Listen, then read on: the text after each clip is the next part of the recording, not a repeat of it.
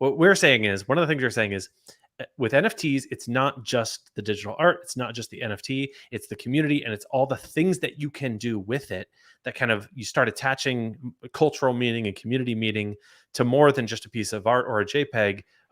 There's just so much more that comes along with it that you don't think people really quite understand yet. Absolutely. Yeah. I mean, I think we're tip of the iceberg with what community means to this entire movement. What started as, if you rewind a year ago, and NFTs were this very niche thing. What are these JPEGs? I can right click and save this. Lots of criticism. People, just kind of lolling about this, like you're crazy. And fast forward to today, and we've got those same JPEGs, right, going for thousands, if not millions of dollars. But beyond what it means in terms of monetary value, what we're really starting to see is this ground spring of communities that are coming together in really amazing ways, right? Uniting around the idea that is represented by what may just be a picture today, but is actually what I think is the next stage of social interaction and community building in a digital environment. So it's really cool to see this come together. Well, I think communities have monetary value because, like, money represents value, right? Your currency, whatever it is, whatever your asset is, represents some value. Communities have value because they let people do stuff. And so if you have an asset that gives you entrance into a community, it's like a ticket. It's like a ticket to the value of people participating in something together. Maybe sometimes that's memeing. Maybe sometimes that's like, new information or evaluation. Or like, there's so much you can do. Communities have intrinsic value. Absolutely. And I'm glad you mentioned the utility factor, right? What can you actually do with that NFT? What does that NFT represent in terms of your participation inside of that community? And, that's one of the things that we're thinking hard about and every day about at PolyientX. It's what I'm passionate about. I wake up in the morning thinking about it. We're also applying some of those same ideas with Ape Island, which is one of the projects that we've spun up on the side of PolyientX. And it really is starting to poke at these experiments and these ideas of how do we add additional utility above the community level, right? So that when you come in and participate with your NFT, not only is that your pass or your membership to the club or that group, but then you can generate additional utility and additional rewards that keep you motivated and engaged with the community and actually empower you as a member of that community to be a builder yourself and to continue to grow that. I need to learn about this. We need to start the show immediately because I'm absolutely we got going early, and so I'm ready to dive in. So stick with us. We're going to learn all about PolyientX, launch on Avalanche with ApeIn and Ape Island, how they're using Chainlink and all those things. It's Chainlink Live.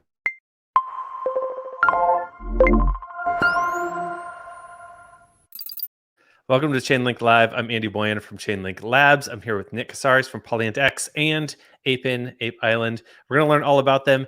We can see your comments as well. So if you have some questions as we're going through and chatting, drop them in the chat. I will try to get to those, and we'll talk. We'll have a conversation here and just learn all about this really interesting project. Nick, give us sort of the overview. What is ApeIn? What is PolyientX? How are they related? What's special about these projects?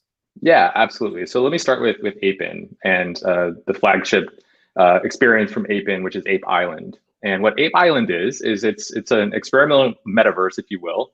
I don't want to overuse that word; it's a little bit buzzwordy. No, but, use it. So what we're doing is we're combining ideas from the world of NFTs and the world of DeFi, and bringing those together in a way that's fun, that's friendly, and hopefully continues to be more and more approachable, so that people can start to experience what can actually happen when you start with something like an NFT and you build a community around that, and then you start injecting new dynamics that we're borrowing from the world of DeFi, from the world of decentralized ownership, and starting to experiment with how do we turn that into a gamified experience? How do we have fun with that? How do we teach people about the value behind some of these concepts? Decentralized finance itself is a very, very powerful tool for the entire world. As a finance tool in a toolbox, it gives accessibility to finance tools that people have never had before. But it's also highly complex for most people. It's somewhat unapproachable. We all know that the UX around crypto needs to be improved. And by wrapping this in a game experience where you start with something that has a community and has a fun, friendly face, and then you start learning about how you can turn that into a productive asset, we hope to turn on an entire new wave of adopters to the potential in this whole space. One of the criticisms of DeFi, I'm sure you will agree because you're a UX product guy, is the user experience.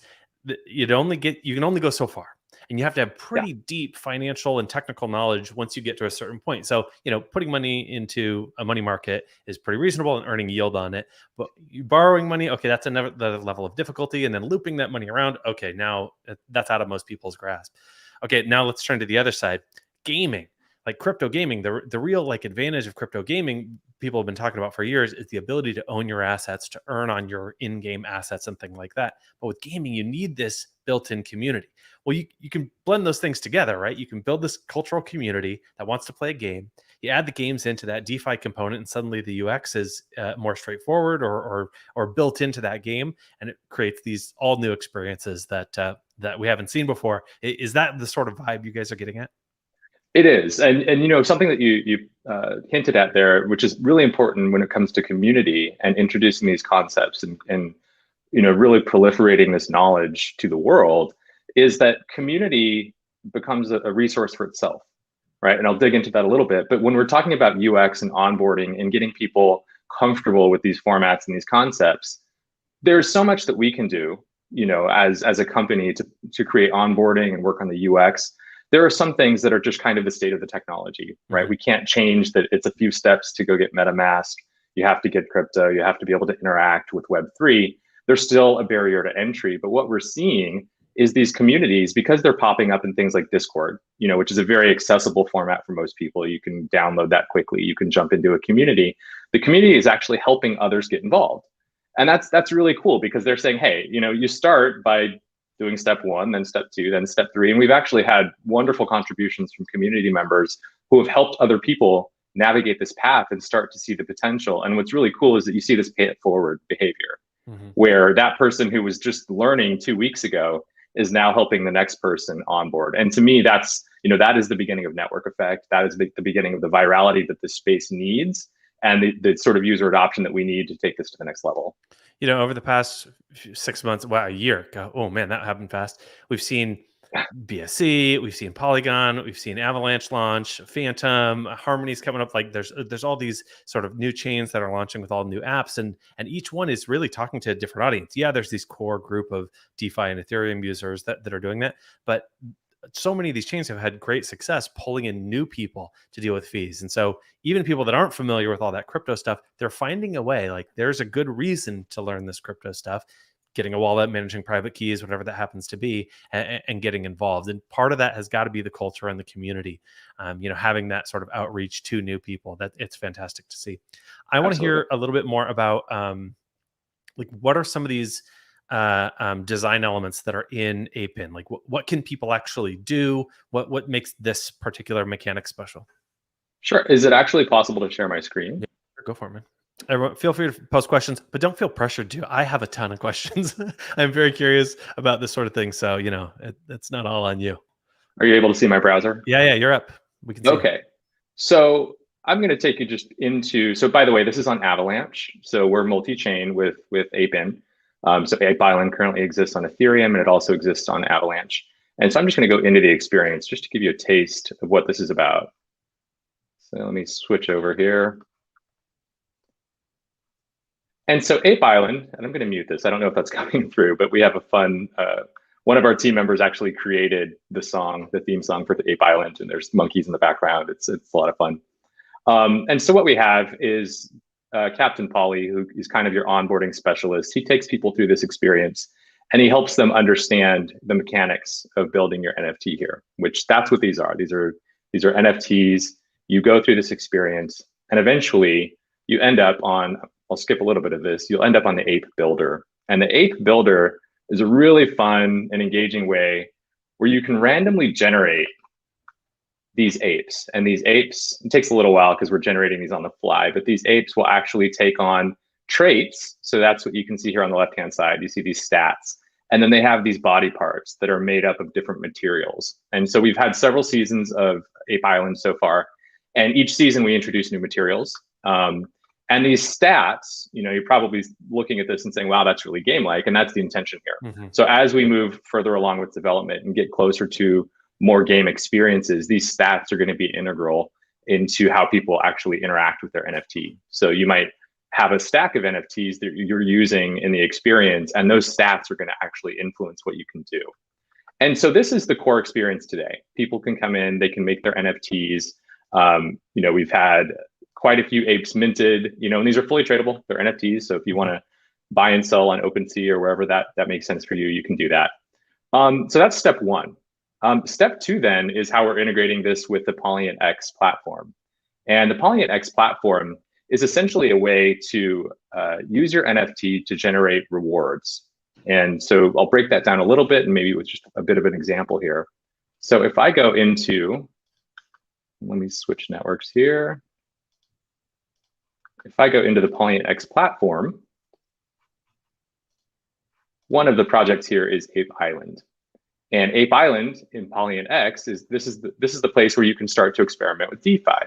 And so what you can do is you can go into one of these vaults that they have and stake your NFTs. And so as you're creating these NFTs, as you have a collection of apes, you can go in there and you can stake these NFTs. And over time, you're earning those rewards. And those rewards come in the form of a token that you can then use within the game to create additional NFTs. You can use it for the breeding functionality, which lets you connect two apes and make a baby ape. And again, that's going to drive utility in the game going forward. So that's just a little bit of a taste of how we're creating. Oops, I went into the matrix here. How do I get out of that? I got you. Okay, great. That's just an example of how we're creating a fun and engaging loop with these technologies so people can start to understand like, oh, it's a picture to start. It's cute. It's fun. But then it actually turns into something productive. And I can use the asset from that to actually have more experiences in the game or go do something else with that, And again, that in itself is an experiment as communities figure out how much utility do we want to add to these tokens? What else can we do with this? Do we want to create exclusive experiences? Do we want to create members only access to certain NFTs? And so a lot of experimentation, a lot of opportunity there. Well, we're seeing that across a lot of NFT projects now is, that people are sort of building the next level experiences. Bored Apes built their mutant apes. You can choose. This is a really interesting, gamified that you can choose to give your ape serum, which changes it, which could change its rarity and all this.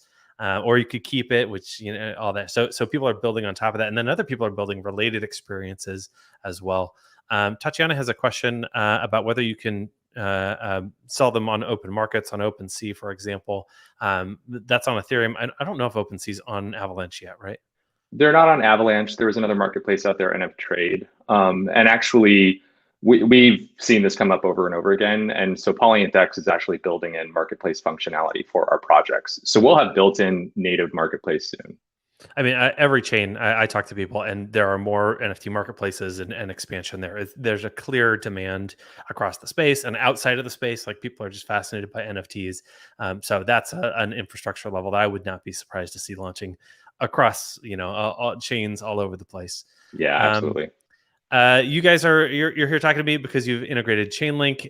What do you use Chainlink for in this? Yeah, so if we think back to the experience that I showed where you generate the ape, that's a randomly generated ape. And so what we've been integrating, and this will be available in our season 4. Season 3 is actually set to launch this afternoon. So we'll see some new skins. But in season 4, we'll be integrating VRF as actually the seed of randomization when you create your ape. And so as we start to experiment with this technology and with this medium, I think it's really important that we also stay grounded in the ethos of decentralization, right? Which means that things should be provable, certain things should be on-chain, things should be immutable and can't be manipulated by a third party, can't be gamed by an outsider. And so that's where we're injecting RNG or VRF, is to create that randomization for us and help us make sure that players are getting visibility into the randomness behind their ape. Awesome. And the VRF is on Ethereum? On Ethereum, and I think you guys are working on an Avalanche integration as well. But everything Chainlink wants to go on every chain. It's just a matter of time and priority. Yeah. So keep an eye out for that. But for now, Ethereum Apes Chainlink VRF, that's cool. What's the relationship? Is there a relationship between Ethereum Ape Island and Avalanche Ape Island, or are they basically like separated by blockchain walls, or how does that work? No, it's a great question. Yeah, and we're really at a nascent stage, especially on the Avalanche side. Mhm. They're just starting to see good traction on their network, and so some of the tooling isn't there yet. Some of the bridging technology isn't there yet, and so in the future, we want to bring these ecosystems together so that ApeIn is cross-chain, but that if you're a player on one side, it's very easy to transport your assets and get to the other side. We've got some technical, Mhm. challenges to get there, but that's the eventual goal. So today they're somewhat isolated. Mhm. Although in the future we want to create parity in experience for both chains. Cool. I got a question here about ApeIn. So there's a token associated as well. What does the token do? Like, just how does it work? What does it do?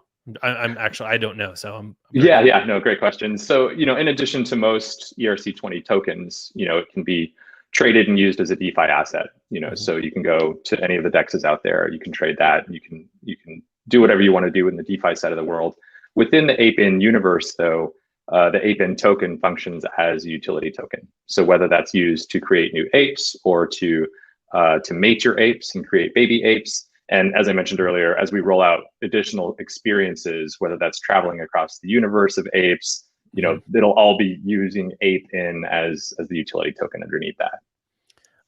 People, well, here's a question for you. I have my own suspicions, but um, do you think people are familiar enough with like mobile games and in-game currency in mobile games that translates over to using utility tokens in games when there is this, because there is the difference here is you can go to Pangolin or Uniswap or SushiSwap or whatever and do swaps for other assets, which is a really Sure. different part. People are accustomed to these currencies that they pay for in game. Do you see that? I guess this is a UX, a product, a researcher question. Do you see that similarity?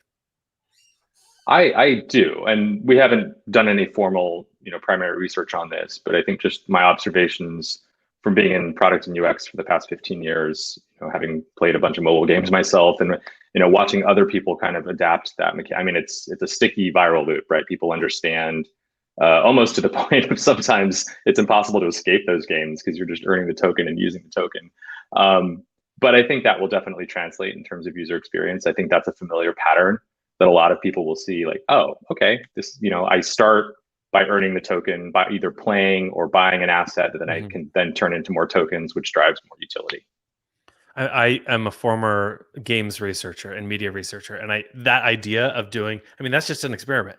That's a dissertation right there. It's a Oh, it is. ready-made Yeah. doctoral dissertation. Compare something with external crypto value that you can buy and sell on an open marketplace with something that's in a game and internalize that.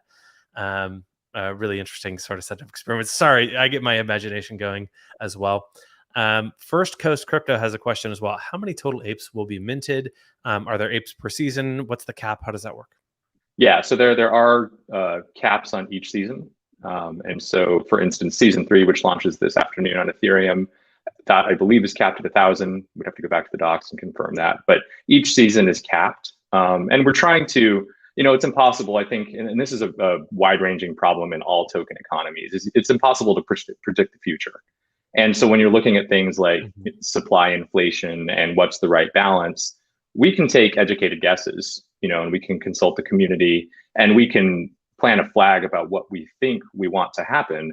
But inevitably, if we get a new wave of adopters, or the technology changes drastically, I think we need to be flexible in our thinking and how we approach building token economies, because inevitably we want to grow with the technology. We want to grow with the opportunity and not just be so, kind of blinders on about the Mhm. original vision that we don't have room to move around. It's no different than building a startup, right? And a startup has to be very flexible and nimble and go with the opportunity. And we're taking the same approach with the token economy.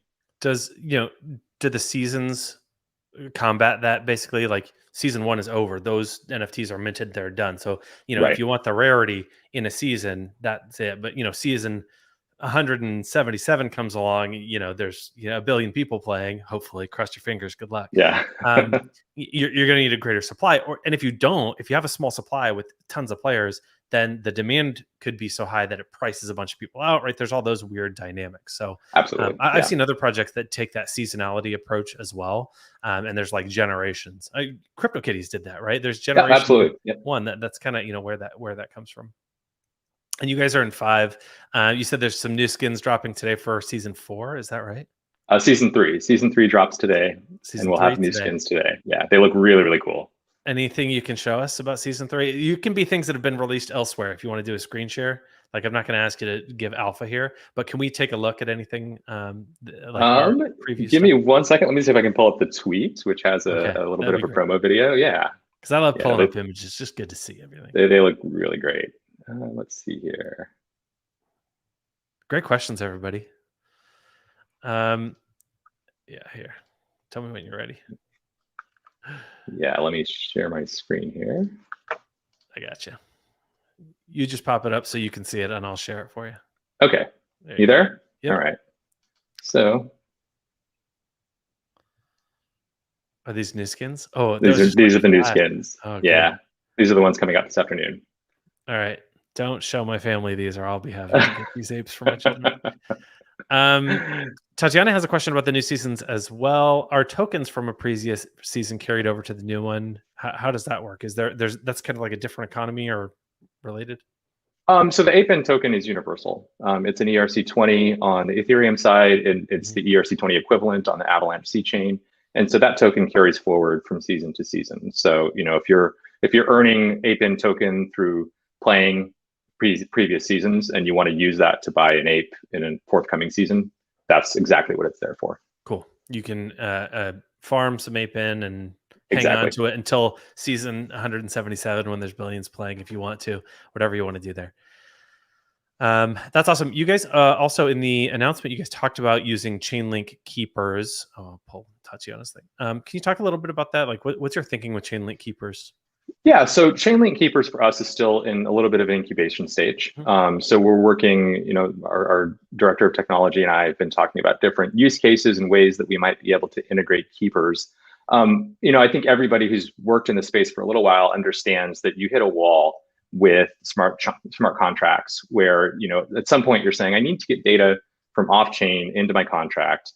I need to make this easy and smooth. How do I do that? And today, we have our oracles for things like price feeds, but how do we do that in a way that's customizable to our use cases? And, a game has very specific use cases that are going to be pretty far away from crypto mainstream.